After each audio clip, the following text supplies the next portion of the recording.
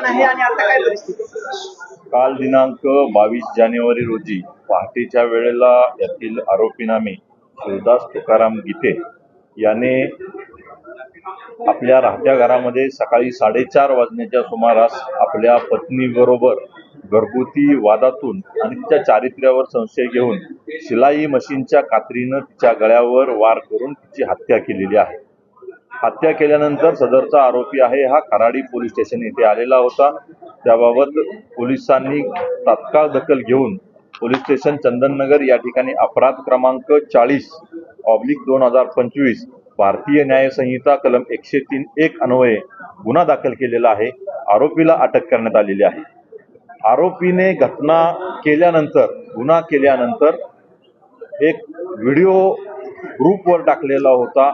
त्यांच्या कार्यालयीन कर्मचाऱ्यांच्या ग्रुपवर तो व्हिडिओ टाकलेला होता, ज्याच्यामध्ये आरोपीने पश्चाताप आणि काही गोष्टी आहेत त्या व्यक्त केलेल्या आहेत।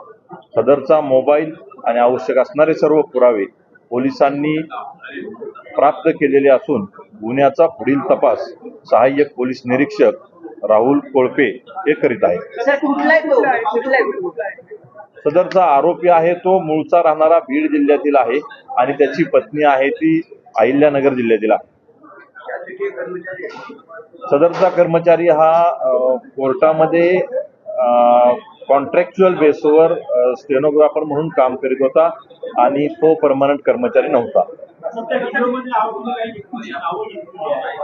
तो व्हिडिओ आहे हा आमच्याकरता पुराव्याचा महत्वाचा भाग आहे, त्यामुळे त्यातील काही मजकूर आहे तो मी या ठिकाणी सांगणं योग्य नाही। सर, कधीपासून पुण्यात आत होते? आधी काही वाद होता का त्यांचा? हा त्यांचा पती पत्नीमधील वाद आहे, परंतु याबाबत पोलीस स्टेशनला कोणत्याही प्रकारचा गुन्हा अथवा तक्रार प्राप्त नाही।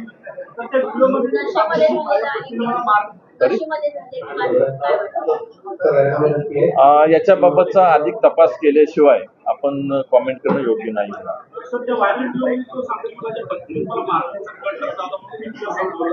त्या सर्व बाबी ज्या काही असतील त्या पडताळून पाहिल्या जातील।